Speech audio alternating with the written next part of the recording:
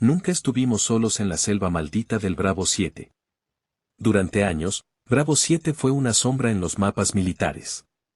Una zona restringida, de difícil acceso, asignada a ejercicios extremos de supervivencia. Oficialmente, era un terreno para probar el tempel de los soldados. Extraoficialmente, era un destino temido, del que se hablaba en voz baja en los barracones y cantinas. No porque fuera difícil, sino porque algo allí no quería que nadie regresara. Las historias eran múltiples y contradictorias.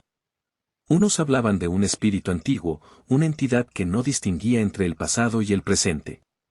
Otros, de una base encubierta en ruinas, con tecnología inhumana.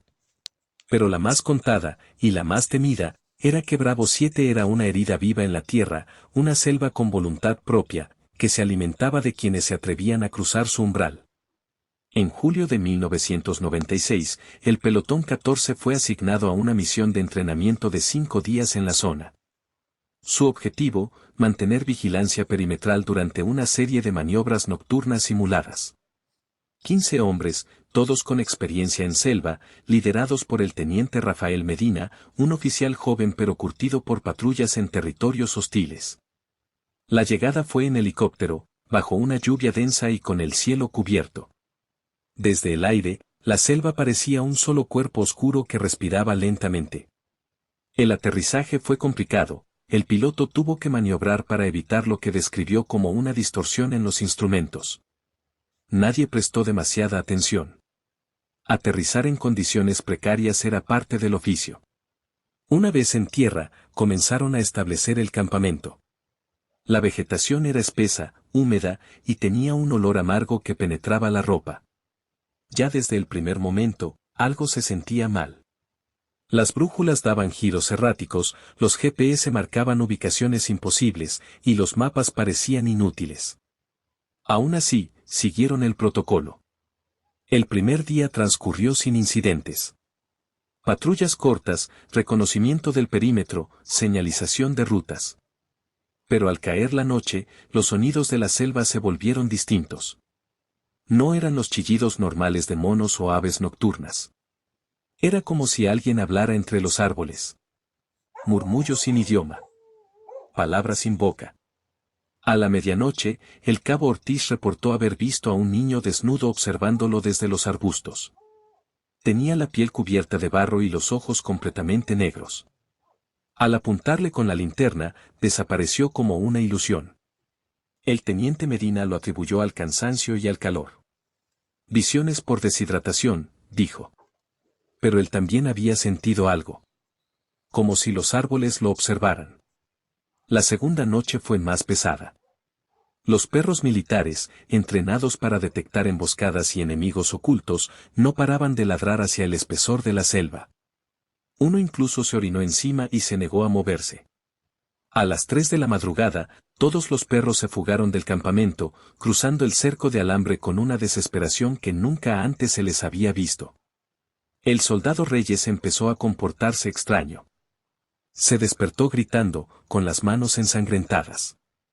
Decía que había soñado que alguien le abría el pecho y le ponía una flor negra en el corazón. Durante el día, se le encontró golpeando su propio casco con una piedra, repitiendo, ya lo vi.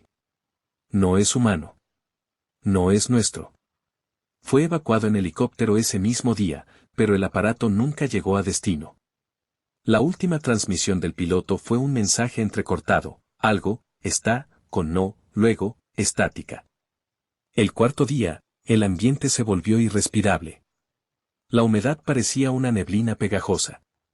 El cabo Fernández desapareció durante una ronda nocturna. Solo hallaron su mochila, colgada de una rama a 10 metros de altura. No había huellas. No había señales de lucha. Solo un rastro de lodo fresco que terminaba en una piedra. El teniente Medina intentó mantener la calma. Redobló las guardias, reconfiguró el perímetro, ordenó silencio absoluto durante las noches. Pero la selva no lo permitió. Empezaron a escuchar pasos entre los árboles, ramas que se quebraban cerca, susurros que se mezclaban con sus pensamientos. Uno de los soldados dijo haber oído a su hermano muerto llamándolo por su nombre. El quinto día, las linternas fallaron. El radio se quedó mudo. El equipo de respaldo también. La electricidad parecía negarse a funcionar. Fue como si la selva los hubiera aislado por completo. Esa noche, encontraron cruces hechas de ramas clavadas alrededor del campamento. Alguien las había atado con cordones de botas. Ningún soldado admitió haberlas colocado.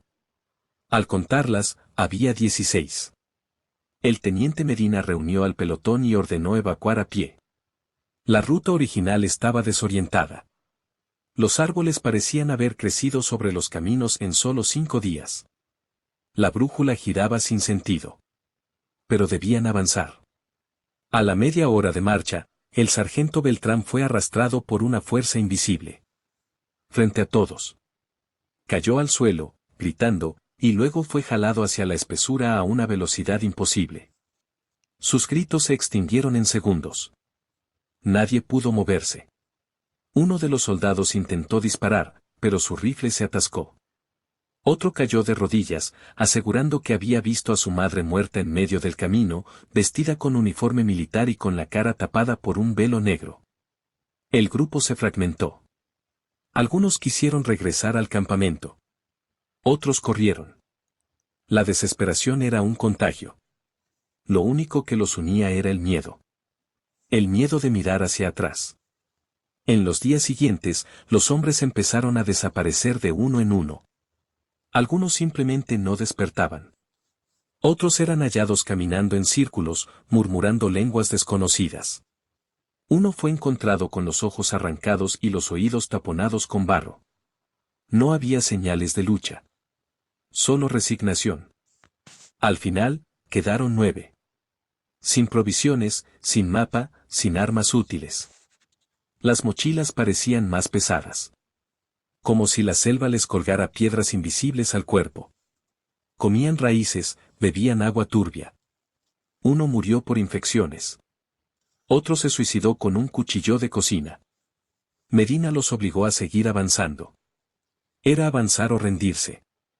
El séptimo día, encontraron una cabaña. Vieja, cubierta de lianas, con símbolos tallados en la madera. Entraron. No había muebles, pero sí algo peor, un altar con objetos militares antiguos, de décadas pasadas. Insignias oxidadas. Uniformes podridos. Una foto de grupo en blanco y negro, con un pelotón, igual al suyo. Pero con 16 rostros. Uno de ellos era idéntico al soldado Reyes. Salieron corriendo. 3 días después, fueron hallados por una patrulla de rescate, caminando sin rumbo a 40 kilómetros del punto donde debían estar. Su ropa estaba hecha jirones. Sus ojos, vacíos. Solo uno habló, el soldado Gamarra. Dijo una frase antes de morir de un infarto en la enfermería. Nunca estuvimos solos allá. Nunca fuimos 15. La investigación oficial concluyó que se trató de un episodio colectivo de histeria provocada por estrés ambiental, combinado con alucinaciones por desnutrición. El informe fue clasificado. Nadie quiso indagar más. Pero entre los soldados veteranos, Bravo 7 se convirtió en un nombre prohibido. Una advertencia. Años después, un joven oficial asignado a un nuevo entrenamiento en la zona encontró una cinta de audio enterrada bajo una roca. En ella, la voz temblorosa del teniente Medina decía: si alguien escucha esto, no entren. No importa la orden. Esta selva no es nuestra. Aquí nunca fuimos los cazadores. Aquí solo somos presas. Y lo que vive en ella, ya aprendió nuestros nombres. La cinta fue destruida por orden de superiores. El oficial fue transferido sin explicación. Bravo 7 quedó fuera de las rutas de entrenamiento. Pero la selva sigue allí. Viva.